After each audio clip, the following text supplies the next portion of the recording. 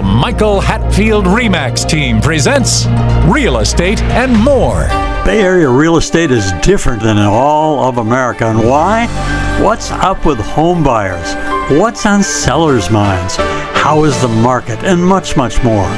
Now, here's your host, Michael Hatfield. Welcome back to the Real Estate and More Show. Real estate yourself into retirement is our topic today, with some great input from my good friend, frequent guest, and now retired person, Pat Vitucci. Pat is best known for authorship of the book Don't Invest and Forget, and for counseling hopeful retirees with financial investments.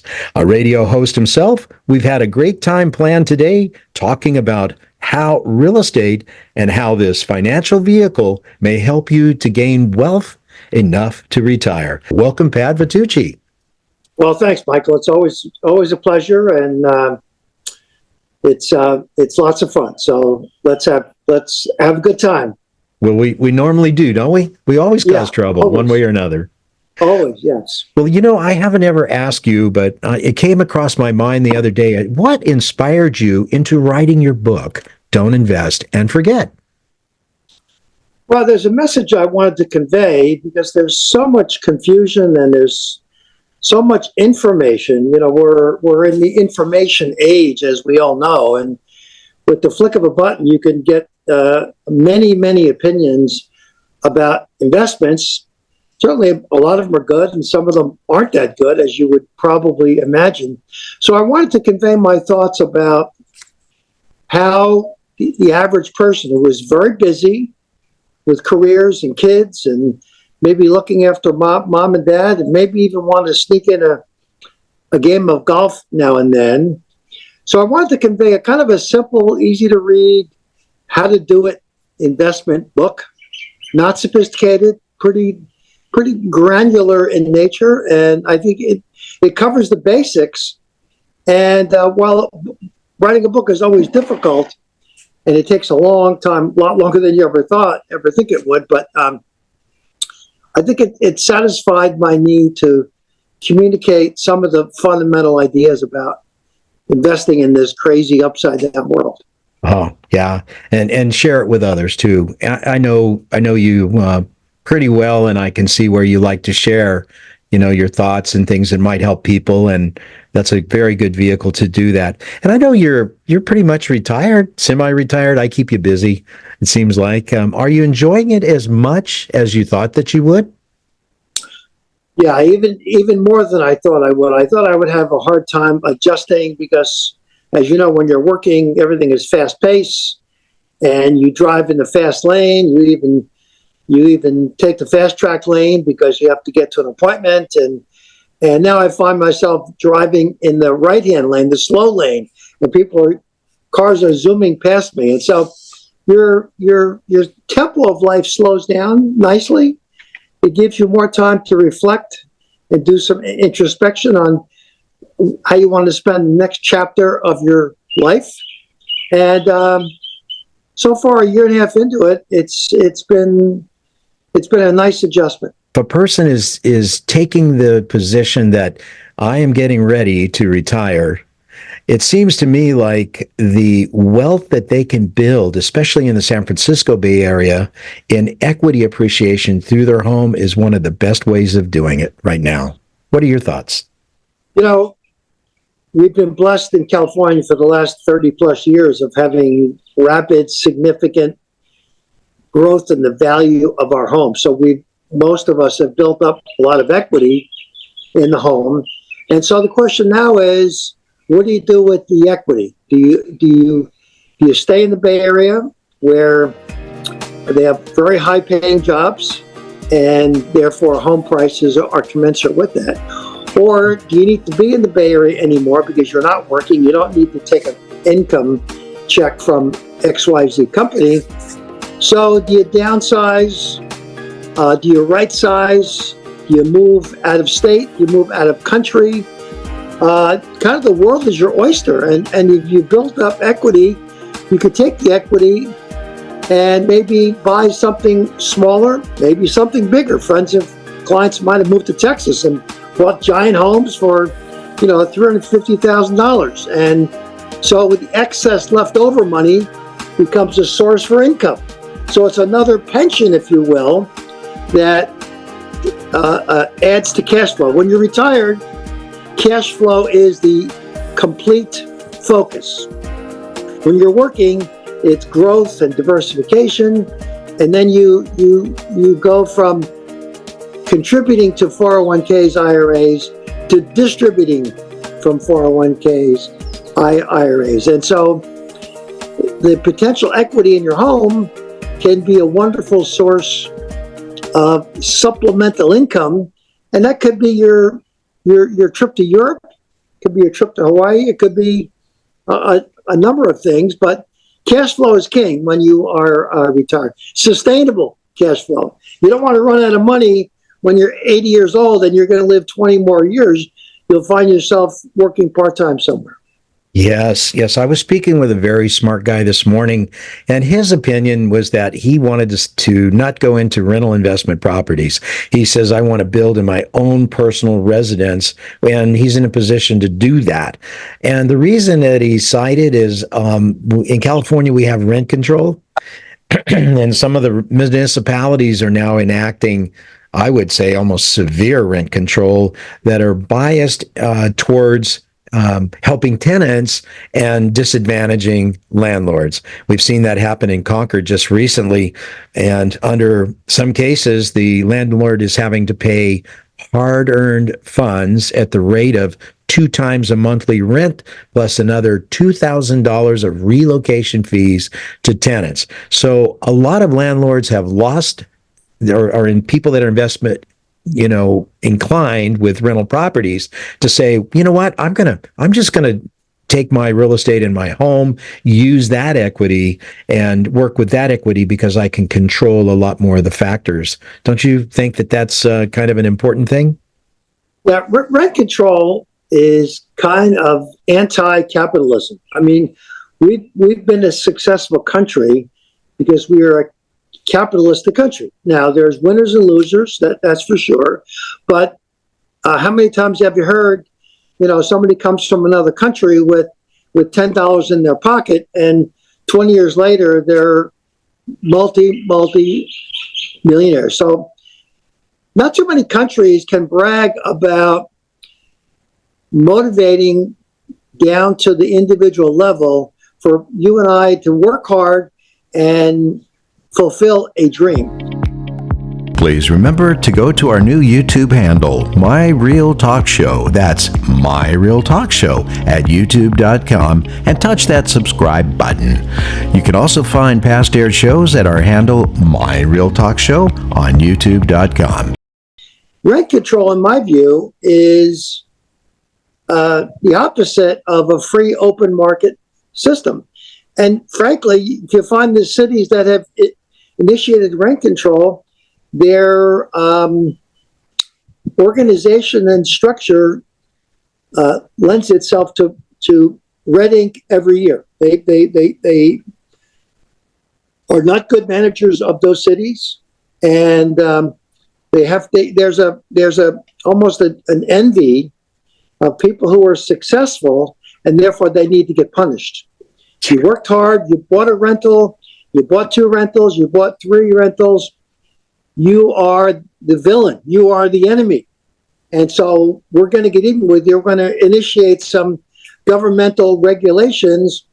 And if you look at France and Italy and Spain, they've tried that for hundreds of years. And here we are, just a 250-year-old country. And we've got a standard of living not unlike most other countries because we've got a free open market system. A new 2024 Assembly Bill 12, it says AB 12, prohibits landlords from charging more than a month's rent for security deposits. Landlords that own only 1 or 2 properties with a total of no more than 4 units are exempted from it. But let's just say that you had an apartment building of 6 or 8, and these people want to bring in their pets. Well, you can charge 1 month of security deposit, and that's it. So Doesn't make sense to me. And then what about areas with high income, or not high income, but high value homes, such as, San Diego, La Jolla? If you go to lease a home down there, then you are only in a position to have to pay 1 month of rent. And those could be very expensive homes. It disadvantages the landlord in cases like that. And I know California Apartment Association is very vocal in opposition to that. But in my view, if you're going to retire, I think that one of your biggest little nest eggs is in the home that you live in. We're going to take a short break. We'll be right back. Michael, what traits should we look for in selecting an agent? Look for a deal maker with a positive attitude who will work tirelessly for you. An agent who is adept in multiple offer situations, drafting contracts, marketing and advertising a client's home, is familiar with multiple cultures, experienced in mortgage financing, inspections, and escrow, is a huge asset to his client. What can you do as a plus for clients? Your agent is your eyes and your ears, one who works behind the scenes on your behalf. A great attitude, working well with others, and keeping clients' priorities number one is a given for us. Call 925-322-7775 now to schedule an appointment or complimentary home analysis. For excellence in real estate, call the Michael Hatfield RE/MAX team at 925-322-7775 or go to michaelhatfieldhomes.com.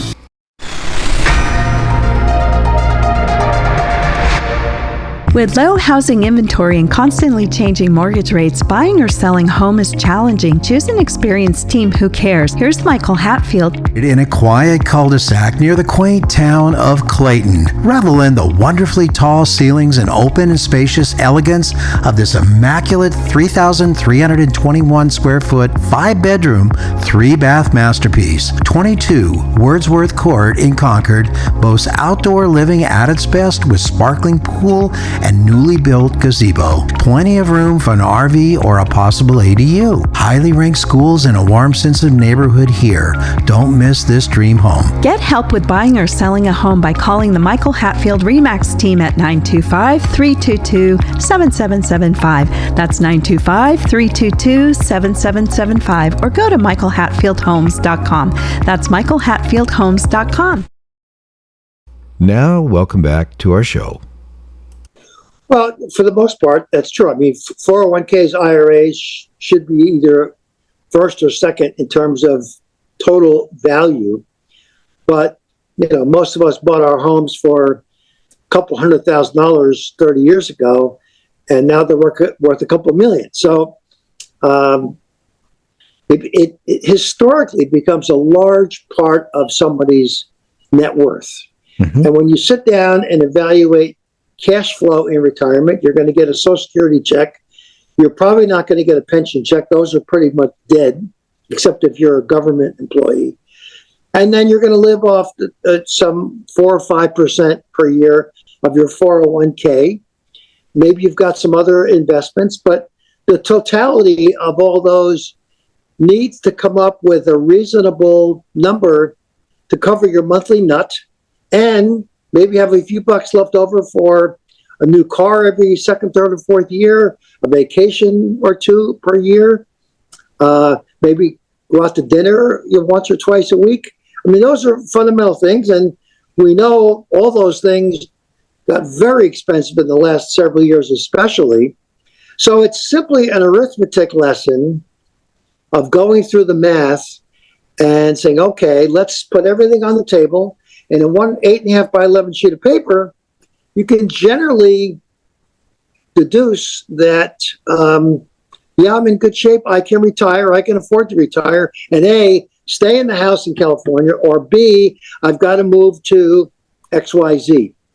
And what's the leftover money to supplement that income? And it really, and then of course your legacy planning ties into that. How much do I want to leave to my kids? Do I want to leave $1 million to each of the kids, or do I want the last check to bounce when I leave this? Yeah, what you're saying is something that's based upon a couple or a person that works, that actually produces something in the way of income. some people don't want to work. They simply do not want to work. So if they don't want to work and they want to live off the generosity of somebody else, it makes it really tough for somebody else that owns that property. Makes it really tough. So when people come in, how it used to be when people came in to see you to work up a plan, did you have like a checklist, and how did you go about assessing where they were versus where they want to go? I know you've been on to me for selling cars for a while now. Don't invest your money in cars. I think that's a chapter in your book. Yep. Yeah. Yeah. I've interviewed literally thousands of single people or individuals. Sometimes they bring their adult children in the room. And we have a real kind of, I call it a come to Jesus meeting. We really get together and review their family structure, their legacy planning, and then we get down to numbers. The numbers are important, but all those other emotional things tie in. Papa wants to retire next week. Mama wants him to work 5 more years, or vice versa. So you get into those marital things. You become kind of a quasi-marital counselor, which, by the way, I'm not qualified. But you moderate this discussion because it's important that there's a connection between husband and wife in terms of their goals. Mama may want to live in the mountains and Papa wants to live at the beach. Well, you can compromise those things and spend a little time in each. But fundamentally, there's got to be some real distinct agreement on what tomorrow is going to look like. And then you back into it with numbers. Okay, I want a new car every other year. Well, sorry, you can't afford a new car every other year. You can afford a car every 5 years. And guess what? You're not going to put a lot of miles on your car, so you don't need a new car that often. I know you're a car guy and you love cars, but that ain't happening. So let's throw the new car out the window right now because these other things are a higher priority. So you kind of prioritize spending and your wish list. You bring to the meeting your Christmas wish list, and then you distill it down to what's pragmatic, what's affordable, and you end up with a game plan that in most cases, I've had clients for 35 years and they're doing fantastically well. They've stuck to the plan. We've adjusted it over the years based on market conditions, based on family things going on. But it's always modifying the base plan without throwing the whole thing out. Wow. It must be a very exhausting process. Although I have sat before you in the past and you actually assessed the level of tolerance for risk, and I was off the scale. I think that's probably one of my difficulties. But you assess the level of risk and then develop a portfolio from there, of which real estate obviously is part of it. And you've done such a great job of that over a number of years.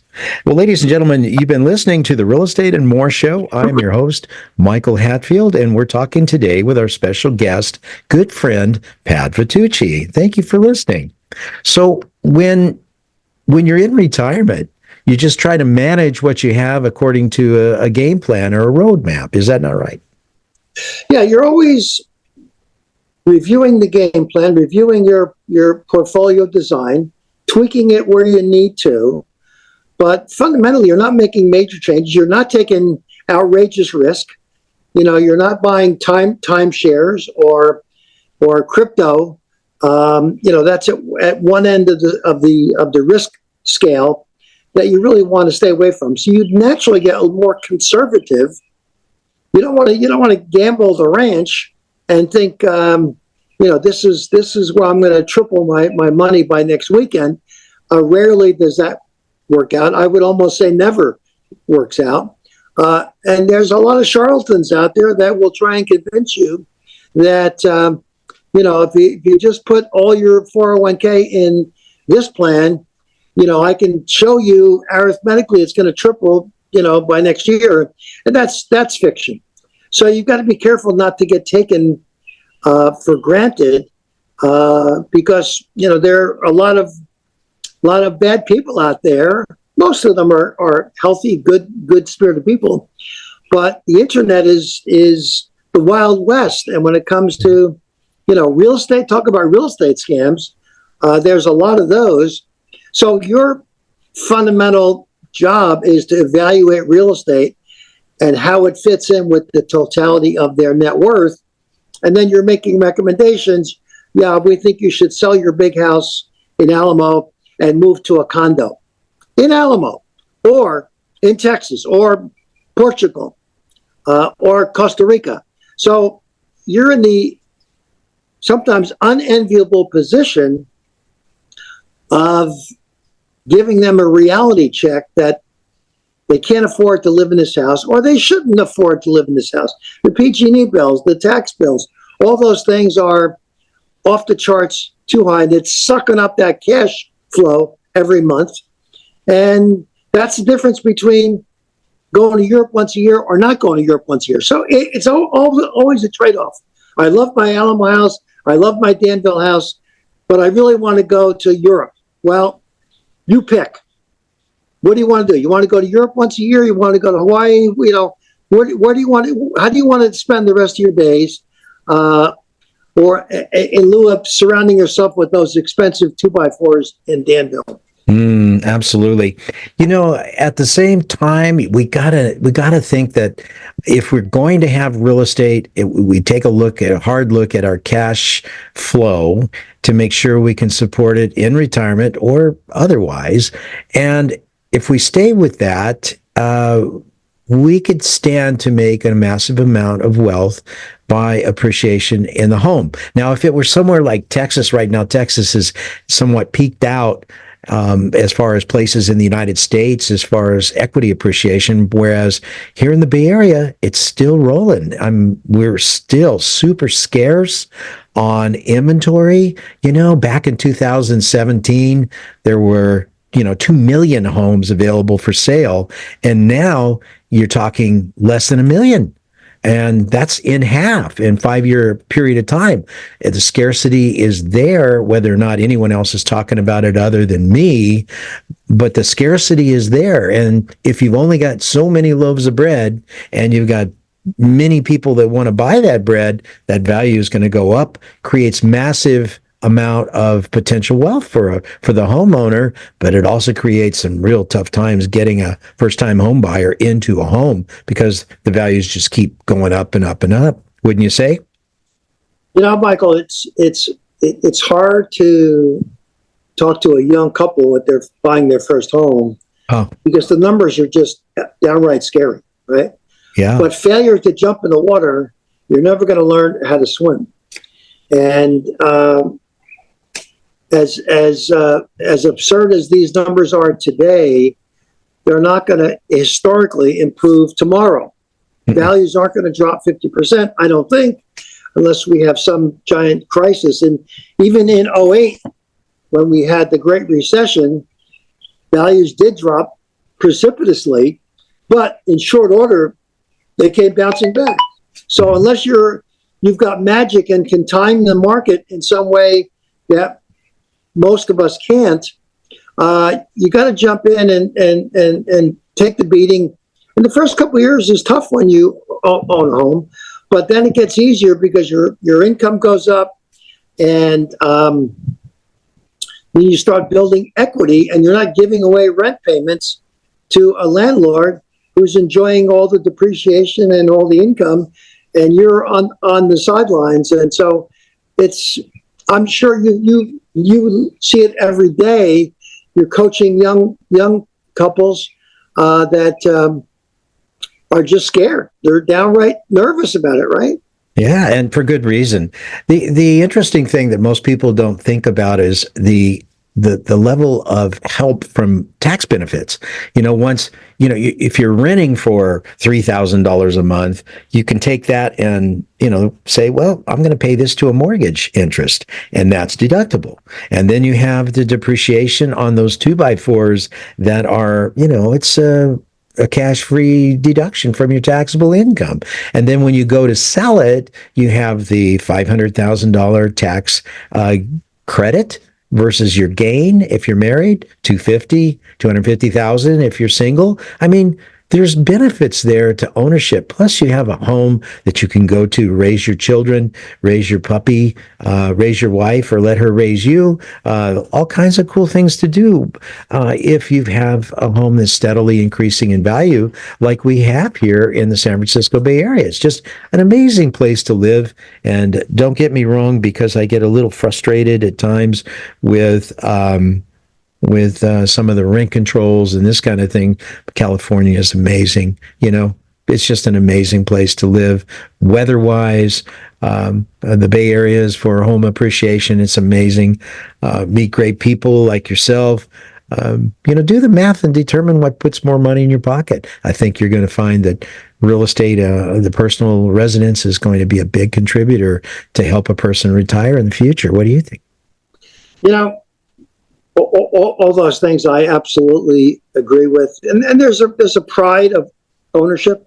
Where we can say, this is my home, I own this.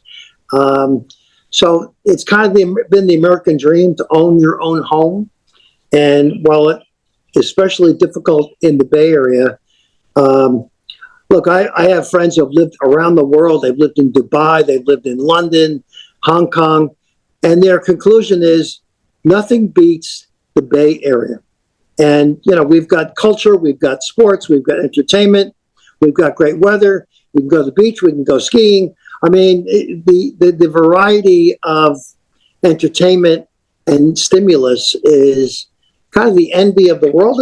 And guess what? That's why the prices are so high, because we've got a lifestyle that's pretty darn attractive, right?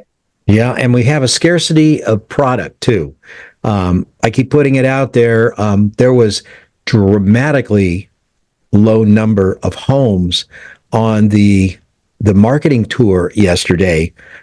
Generally speaking, there's 17 minimum to 35 or 40 homes where they come on the market. You take a tour of them, and then about that home, and you have it available for your clients. If you have buyers, there was 3 in the morning in that particular marketing group.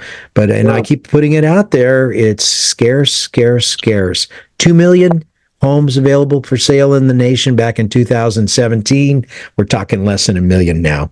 Homes available in the United States for sale. That's inventory decreasing personified. So I don't know. Values have to go higher. People that own homes right now are going to make more money through equity appreciation, and it's going to be tough for some first-time home buyers to get in the San Francisco Bay Area. But that doesn't mean it can't happen. We won one yesterday, and there were 11 offers, and we were able to win it without giving away a bunch of money for our worthy first-time home buyers. So pretty proud of that, So I know that you've used all of the facets of your book, Don't Invest and Forget, to make it happen. And for you, and it looks to me like you're doing very well being retired, even though I keep you busy and get you going to the gym upon occasion whenever I can. So I'd like to say thank you, Pat, for being on the show once again. Frequent guest that you are, and a smiley guy. And thanks for coming on, my friend. Hey, thanks, Michael. It's always a pleasure, and continued success, and congrats on that closing yesterday. Absolutely. Well, you've been listening to the Real Estate and More Show, and I'm your host, Michael Hatfield. Please remember to go to our new YouTube handle, My Real Talk Show. That's My Real Talk Show at youtube.com, and touch that subscribe button. You can also find past aired shows at our handle, My Real Talk Show, on youtube.com. The views and opinions expressed are based on current economic and market conditions and are subject to change. Information on the show provided for illustrator purposes only and does not constitute professional or legal advice. Information from sources deemed reliable, but accuracy and completeness not guaranteed. Michael Hatfield and the Michael Hatfield RE/MAX team have no liability for information discussed on the show. Consult with qualified professionals prior to taking action.